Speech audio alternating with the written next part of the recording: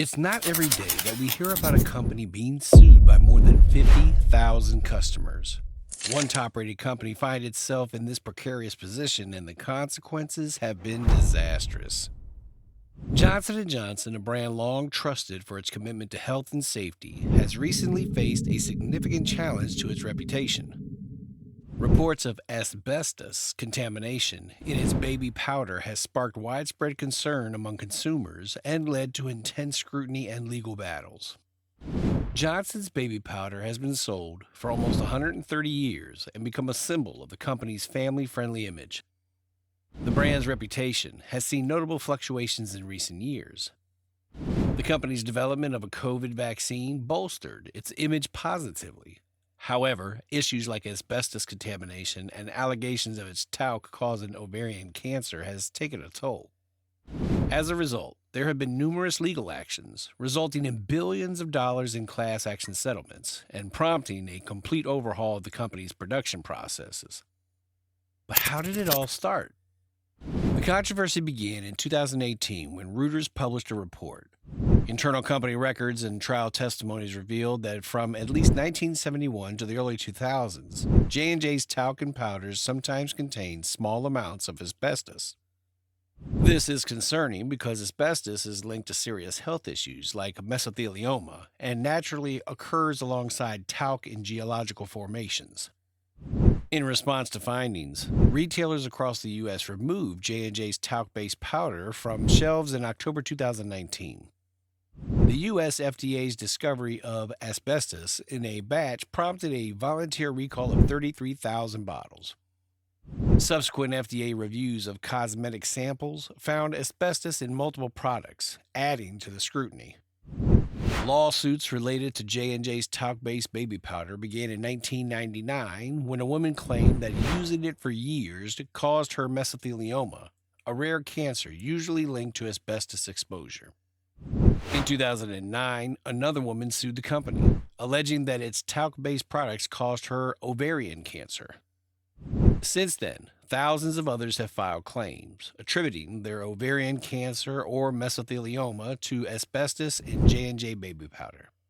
The fallout from the Reuters article was swift and severe for Johnson&Johnson. The news prompted a stock sell-off, wiping out about $40 billion from the company's market value and severely damaging its public image. Although the company faced a huge decline in public trust, it has refused to accept responsibility for misleading the public.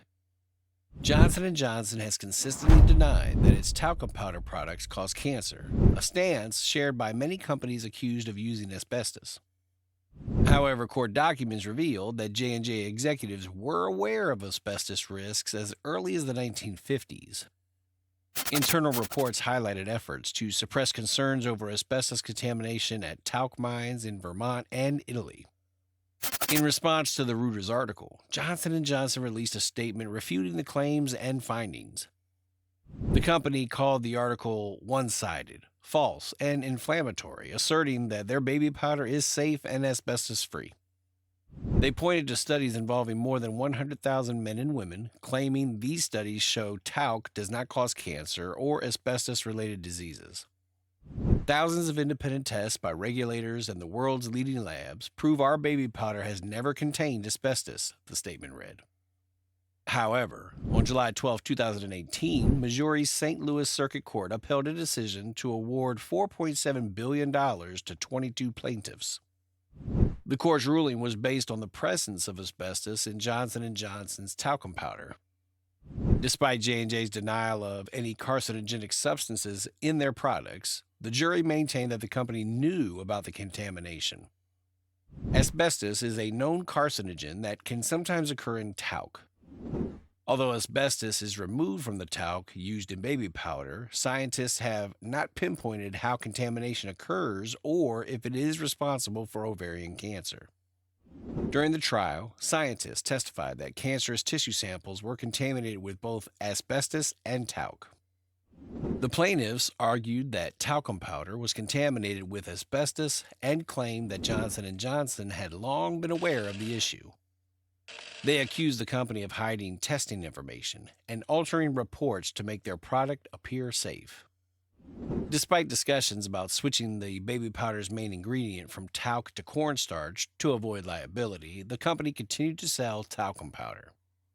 In a landmark decision, 22 plaintiffs and their families were awarded $550 million in compensatory damages and $4.14 billion in punitive damages, totaling $4.7 billion.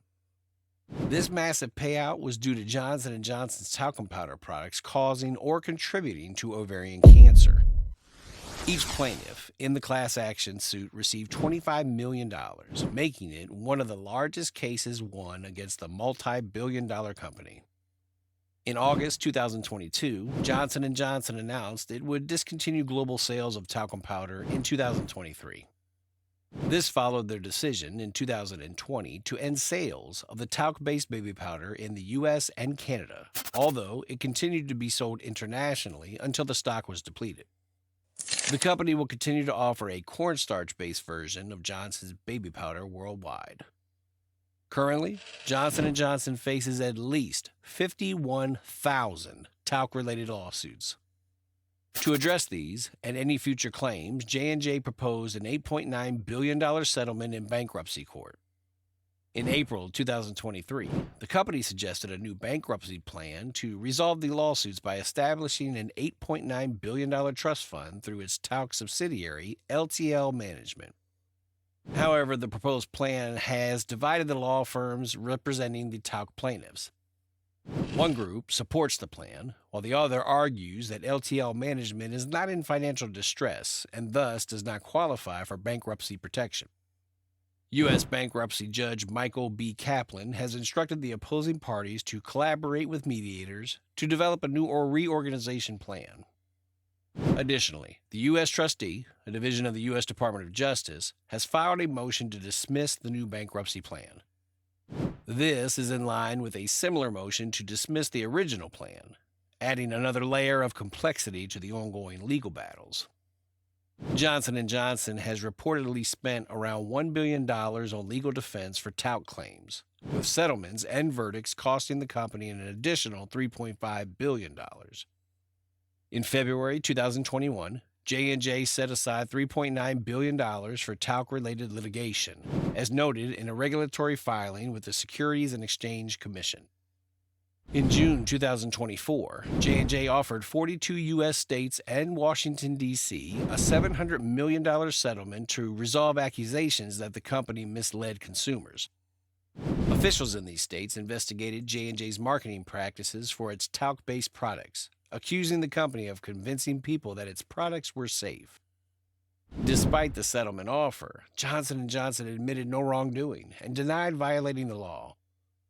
The company reiterated its stance on the safety of its baby powder. Our position on the safety of our cosmetic talc remains unchanged. We stand firmly behind the decades of independent scientific analysis by medical experts around the world that confirms talc-based Johnson's baby powder is safe, does not contain asbestos, and does not cause cancer. However, new research lends credence to the more than 50,000 lawsuits against Johnson & Johnson that allege its talc-based baby powder caused ovarian cancer.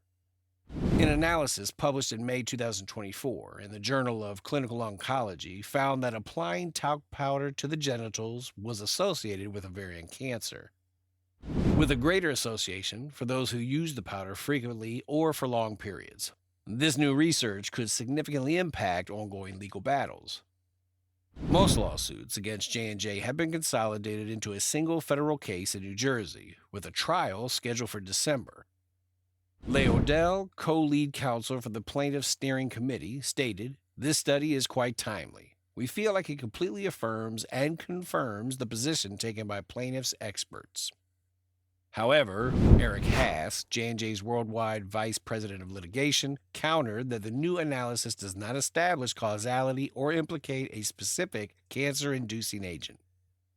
This study does not change the overwhelming evidence that talcum powder does not cause ovarian cancer, he stated. Despite the new research, J&J affirmed its commitment to defending itself against the lawsuits while also seeking votes on the proposed settlement. The company highlighted its track record, noting that it had prevailed in 95% of ovarian cases tried to date, including every ovarian case tried over the last 6 years.